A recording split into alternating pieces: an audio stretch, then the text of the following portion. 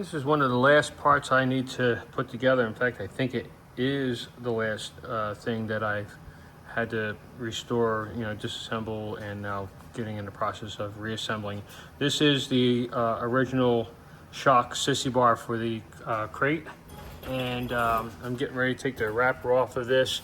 My friend Kevin does a lot of the polishing on this bike. He did a lot of I did polishing, but he just does a nicer job than I do.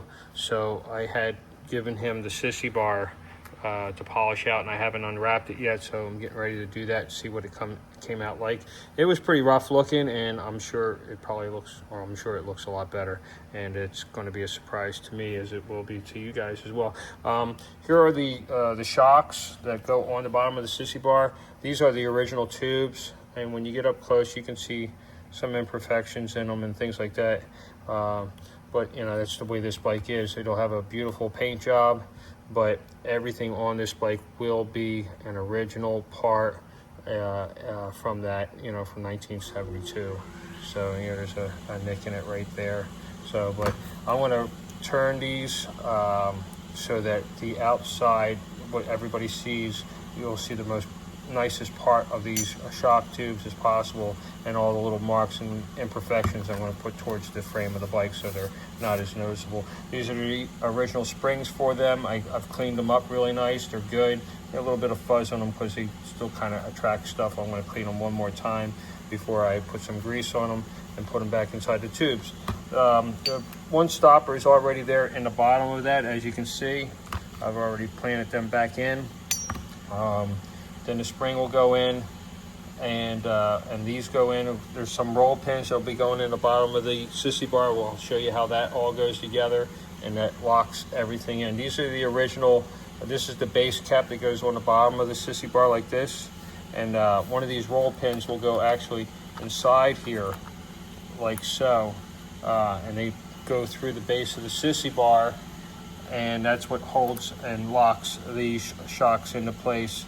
And then there's a stop roll pin that will go up at the top of that shock as well, and that's what these are for, to retain that, and then the dust cap to finish it all off with. So this is that same ring grease. I'm going to put a little bit of grease on these springs, not very much, just a bit, and then I'll put them back in the tubes, and then this way, again, if anything gets wet or whatever, they'll stay nice. That grease will keep them from getting yucky or binding up or anything. Everything will operate nice and smoothly. So all right, let's get ahead and start unwrapping this thing. I really need to, my tripod crapped out, as you guys know, and I still running around like a crazy person, still haven't replaced it. I need to just go out and buy one. And yeah, you can see this is the base of the sissy bar, and you can see these lines from the springs, and that's the hole for the roll pin right there. That's the upper roll pin, and then let me go ahead and get the bottom part of this done. He really taped the crap out of this thing. Let me pause the film for a moment. Let me get it unwrapped. All right, we have the wrapper off, and that's okay. This hole here will hold that. Now I got to tap them in, but it'll hold this cup at the base here like this once I put the shock in. And that's what retains everything. And this upper part is what everybody will see, and you can see that chrome really, it came out pretty nice. There's damage here, nicks and scratches and things like that. 50 plus years, 53 years old sissy bar, and that thing really looks good. I bet you it's going to look great out in the sun. Even the top, everybody used to turn these things upside down on the sidewalk to fix a tire or whatever like that, and so it does have some scars on it from being rolled over onto the top, but not bad. So it really wasn't too bad. Just on the back here, probably from wheelies. When you pop a wheelie so hard, the whole front end comes up in the air and you scrape on the ground behind you. So that's probably how that one happened. If the sissy bar could talk, it'd probably tell you a lot of good stories. But anyway, it's nice and true. Everything looks really good. I'm going to go ahead and start assembling these shocks, putting a little clean these springs one more time, because they've been out for a couple months now. So and of course they accumulated dust and stuff. I'm going to blow them all out with the air compressor and then put a little bit of grease on them and get them in the tubes. All right, stand by. All right, I'm back. Already applied the grease to the springs, put them down inside the tubes. I cleaned my hands. I put a light skim coat of grease here on both of the ends of the sissy bar. So when I slide the spring into place and I clip it into place with the roll pins, everything's done. Everything's got some grease on it. I just put a very light skim coat on there.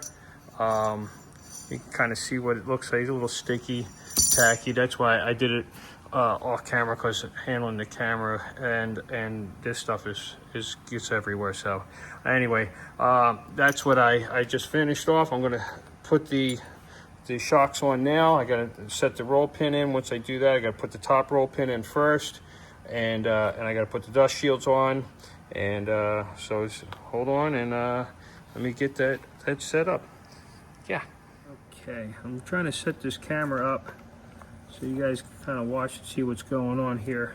The roll pins go in only one way, so if you have the sissy bar flipped on the other direction, that roll pin's not going to go in. So they're driven in one way. I've already driven the first one in through, and you basically want to have the same amount of exposure on both sides so that the cap, which I'll put in the camera focus here in a moment, will ride right in the middle there. This one is just driven in, but I haven't driven it in all the way, so we're going to go ahead and do that. And that looks about correct. Now I'll go ahead and I'll bring the cap down and make sure the cap rides in there just nice, and it does. And I'll come over to the other one, and yeah, that feels fine too. That looks good. Now the next part will be putting the shock on. I'll go ahead and slide the shock into place.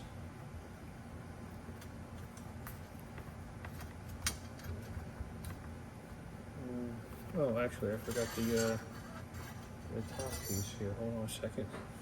Where's that at? Oh, over here. Okay, there we go. Yeah, I got to put these in. That's the cap that will hold that roll pin into place when it rides up in there. So that'll be as it's supposed to be now. So let's go ahead and get the sissy bar through that tube, and then get it through the second one down at the bottom here, which is going to just a little bit of manipulation. All right, there she goes. I'm getting ready to tap this one in. The one that popped out while I was working dropped on the floor, and for the life of me, I cannot find the darn thing. So I'm going to put this one in now and set it aside, and I'm going to look harder a little later, because I just don't have the time to look for it right now. So when I resume this, I should have the sissy bar all back together. Stand by. All right, found the pin, and I have since installed it there, as you can see. And there's the other one in there, and looks really good. Came out nice. Sissy bar is all back together now, which is great. The little caps are on in place. So I'm going to give it a coat of wax, and I'll put some rubber vinyl conditioner on these old caps. Well, there it is, guys, the finished sissy bar. Looking good, all back together, ready to be put back on the bike once we get it all painted. I wanted to share the hardware that attaches the sissy bar to the frame. It looks like this, and there's a special set of nuts that hold it in place. These ones here are not in place right now.